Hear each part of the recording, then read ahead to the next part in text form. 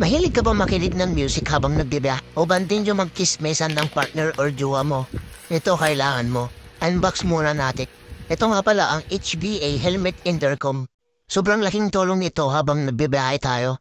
Maraming salamat nga pala sa pagpapadala, Warrior Rider Equipment. Pwede ito sa lahat ng helmet at soft mic nga pala ito. Tara, buksan na natin. Pagbukas nyo, mayroon ng manual dyan kung paano gamitin. Ito yung intercom. At ito yung kapitan niya sa helmet. May kasamang Type-C connector at pandikit 3in na yan. Ito yung kanyang headset or earphones. At yung kanyang mic. Sobrang ganda at matibay ang pagkakagawa. Waterproof na nga din pala ito mga boss. Kaya kahit umulan, okay lang. Mic test. Hello.